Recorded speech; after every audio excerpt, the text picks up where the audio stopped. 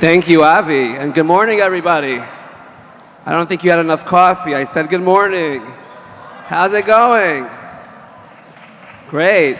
So I lucked out to host this panel. And also, if you could please, I'm usually the person talking in the back, but I'm not now, so you should listen. Hello to our amazing guests. And thank you for being here with us. I may sound American, but I grew up in Israel. My parents made Aliyah. I was 2.5. So I always say I didn't have the opportunity to actually make a decision. But anyways, it's something that definitely defines my life. I think that's why I work at the Jerusalem Post. So maybe we'll start with you, Rabbi Fass. You established Nefesh B'Nefesh 20 years ago. And, up until then, people don't realize we all love the Israeli government and we all love, other institutions. But Aliyah has always and will be a difficult situation. And then Nefesh B'Nefesh comes in, a new organization that later on partners with the government to change the way we see Aliyah. So how has it changed in the past 20 years? And one where, my parents would always say, when Nefesh B'Nefesh started and we would read the Jerusalem Post and there was questions there of, can we get money from Nefesh B'Nefesh even though we made Aliyah in the 80s? And the answer was no. True. But we forgive you. So how has it changed over the years? Thank you, Zvika. Let's discuss immigration for a moment as context. Every immigration historically, even currently, across the world is predicated on two elements, either a push or a pull, a necessity to leave or an opportunity to go to a different country. When you're dealing with Western Aliyah or North American Aliyah specifically, there is an underlying element of values, of ideology. So the wants, needs, concerns, fears, dreams of a North American Olah is very different from another immigrant moving to Israel or any other place throughout the world. And when we created Nefesh, it was very much focused on that singular focus, on that micro-facilitation, facilitating, removing as many obstacles as possible to make their Aliyah dream come true. And then the next chapter of Nefesh was really macro-facilitation. The government of Israel and institutions and communities and the army knocked on our door and said, could we leverage the human capital that you've brought to Israel? And all of a sudden, at the same time that we're doing micro-facilitation, we're also answering national needs. The third chapter now is that we are forward-thinking. We're trying to create the scaffolding for future needs for the country, for future needs of Aliyah with our partners at the Jewish Agency and Misrad Aliyah V'Klita. We're now brainstorming on issues of how to bring more Olim and also integrate Olim in a better way so that Israel somehow excels in immigration and also enjoys the derivative of the skills that they're bringing to the country. Amazing. And again, as a journalist, and someone covering this, you see such a big difference in Aliyah back then and today. Just even the fact that there's a call center, I always was amazed that people are in Israel and they answer in English. Now, from any other country in the world, you want information about Israel, it's more difficult. Right now, the Jewish Agency has the global center, etc. But there's things that we're not even in part of the service experience. So Laura, I want to kind of go to you. Laura Ben David, as Avi said, you're a photographer and a marketing consultant. But most importantly, you were on the first charter flight of Aliyah to Israel of Nefesh B'Nefesh in 2002. How was that? It was absolutely amazing. I mean, it was a totally unknown. People weren't making Aliyah at the time, so it wasn't something that people did. And just telling people that we were doing it, people were like, why would you do that? Why are you making Aliyah? Isn't that something that went out in the 70s? Please, if we could ask the people in the audience behind to please try and speak quietly. Thank you. Sorry. But it really was amazing because I think people got the excitement of it, and they saw that, wow, this is something unique, this is something special, and something kind of groundbreaking. And it really felt, when people started coming to us from all the different newspapers and even like TV news, and they wanted to interview us, we were like, wow, we are doing something really special and really important. Right. And then let's just explain what this charter flight is, because people, some people see it as a given and others just don't know. So basically Nefesh B'Nefesh, and we'll get to Marc in a second, actually, rent a whole airplane. And, I was on 3 Aliyah flights with Nefesh. And every time, you cry and you're emotional with the families, but it's like a whole different thing because everyone on the airplane is making Aliyah, right? It's like, how is that? It's an absolutely incredible experience. When you get on that plane and you're doing this private, personal thing, and you're looking around you, and everybody in that plane, they're all doing the same thing. They have all left everything behind, and you kind of become this family of people who are all experiencing this together. And furthermore, when you get off the plane, all the people on the other side who are so happy that you're doing this, and it's just this incredible joy that supersedes your own personal experience. 100%. Because, when we made Aliyah, my parents always said, we got off the airplane, we took the taxi that the Aliyah ministry gave us to the Ra'anana Absorption Center. They threw our suitcases on the dusty roads of Ra'anana that used to be dusty, and people should have bought real estate then. And that was it. That was how we started, and it's very different today. Yeah. So Marc, and we'll get to Avichai in a second to hear about the statistics about Aliyah in the recent years. But Marc, El Al partners with Nefesh B'Nefesh and has been doing this for many years. And interestingly, for the Olim, it's the first Israeli flag, if you may, that they see as becoming an Israeli citizen. And also, at a certain point, Nefesh B'Nefesh, with these fancy tablets, work with the Israeli authorities, and they're considered Israeli citizens while on an Al flight outside of American territory, somewhere over the ocean. So, can you tell me a little bit about how you guys adapt to a very different type of flight with a lot of children, usually, also? Indeed, and we've been very blessed to be able to work with Nefesh B'Nefesh so closely over the years. We've probably in total done about 75,000 Olim members, both on the charter flights as well as the individual flights where we assist and bring across the individual families making Aliyah. But the charter flights, I think, get a particular amount of attention, and as Laura was saying, you have an entire cabin full of individuals that are just pumping with pride and excitement. So you have almost a fuselage that's pumping back and forth with an airplane of 300 and some passengers, all ready to change their life completely.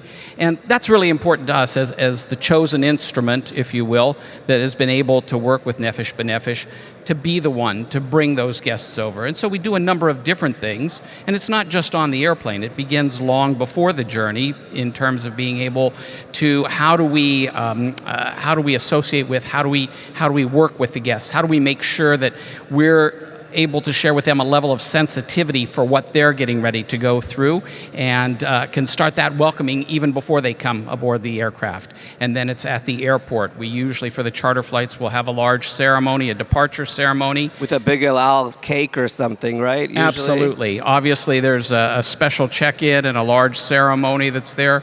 We will do things on board the aircraft in terms of all of the headrests on the aircraft have a Aliyah and a Nefesh B'Nefesh welcome on board. We'll occasionally do little different things on the meal trays. It's just a sense, not just from the physical side, but most importantly also from the soft side, from the crew side, because the crew is there in the cabin with them celebrating. And our crews have a tremendous sense of pride of being able to welcome new members coming back to the homeland. So right. It's a big deal for us all the way around. And then you finally arrive 10, 12, 13 hours later, and it's a massive welcoming event on the ground as well. And from my experience, the flight attendants are psychologists, social workers, caretakers, teachers, kindergarten, whatever. Like they do everything to make sure that the people are happy. So Avichai, as the Director General of the Aliyah and Integration Ministry, last year was a groundbreaking year for Aliyah. How many people made Aliyah in 2022? Almost 80,000. Almost 80,000? Yeah. Okay. So that was, and it's 100%. And people in the ministry worked like dogs, didn't take vacations. They were around the clock, as well as the Israeli government, trying to help bring in refugees from Ukraine. But actually, the largest Aliyah is from Russia, not from Ukraine, right? Can you give us a little bit of the numbers? Yeah, Zvika, when I was appointed to my new position as the Director General of the ministry, some of my best friends asked me, and it was like 4 months ago, there are Olim this year? So this is funny and not funny because the past year and even 2023 is a year with most Olim from all over the world in the past 3 decades, and most of the Olim are coming now from Russia. More than 60,000 of the Olim came from Russia, and about 20,000 from Ukraine, and the other are from Western countries all over the So world. altogether, I think 100,000, though. When we look at 2022 and 2023, we are about 100,000. 100,000, okay.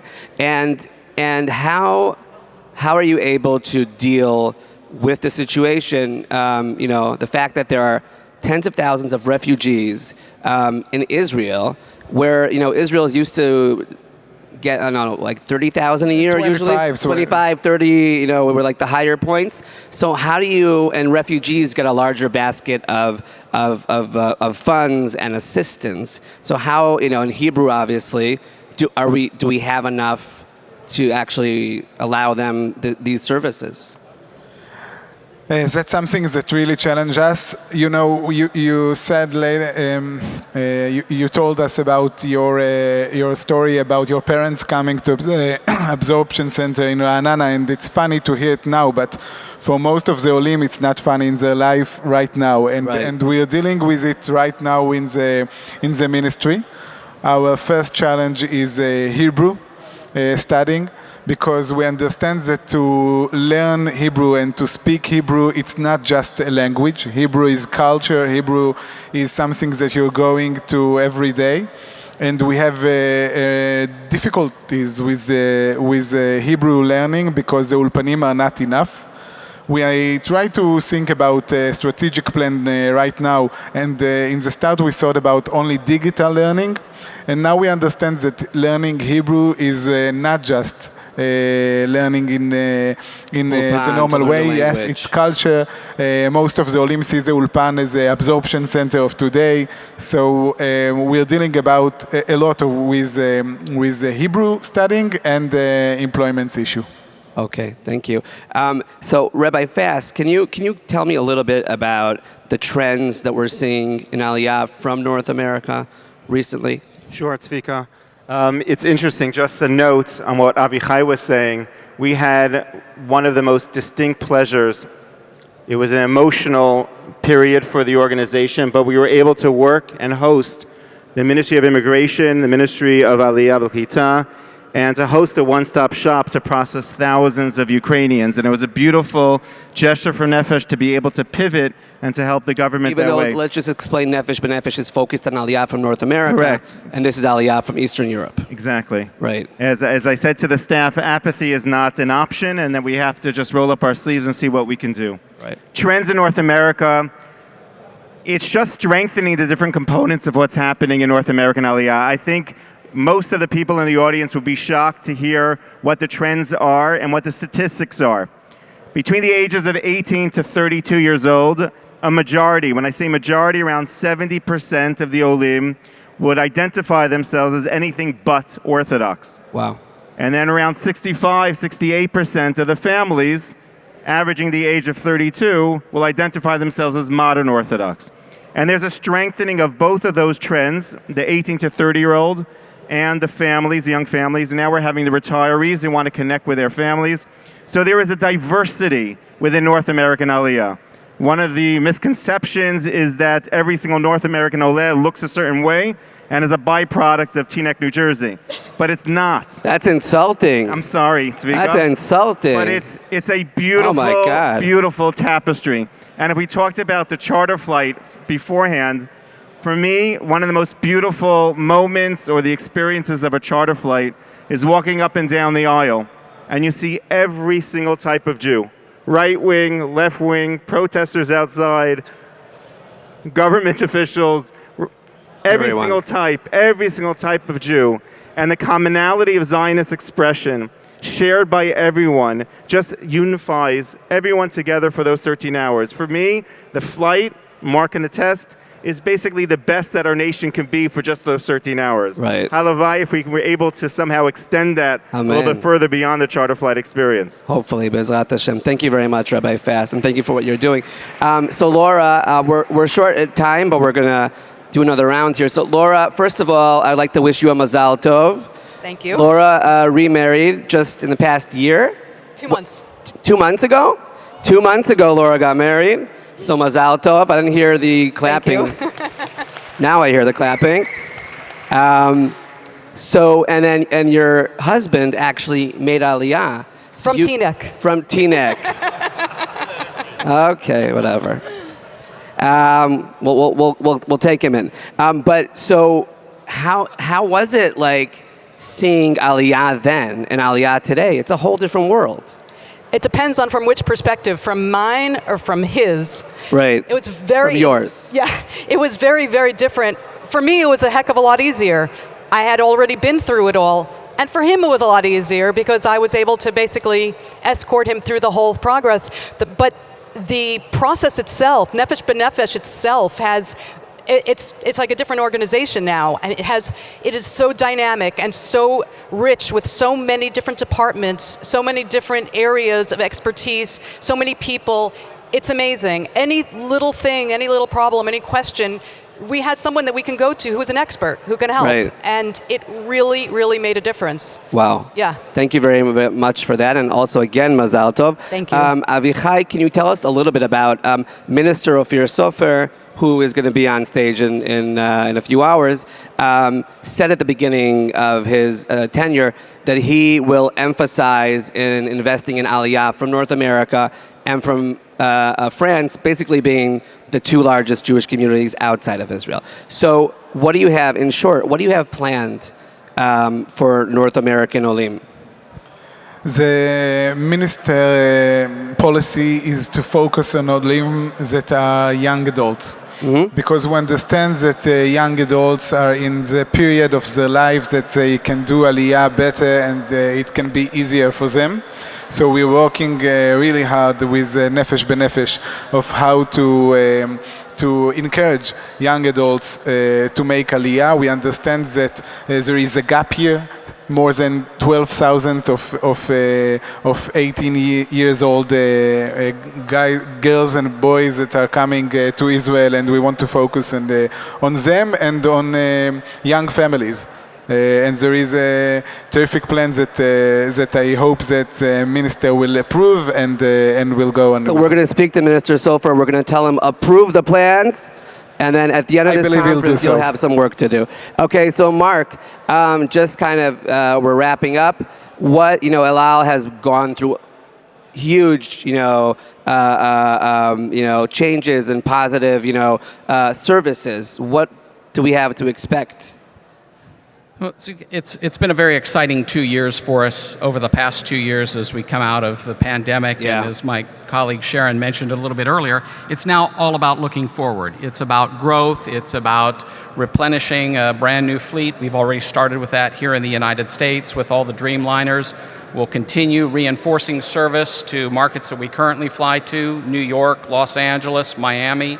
We'll be opening up service to Fort Lauderdale, Florida, nonstop from Fort Lauderdale to Tel Aviv. Oh, wow. That will start in September of this year, September, October, seasonally for for the holiday season and then year-round beginning next year.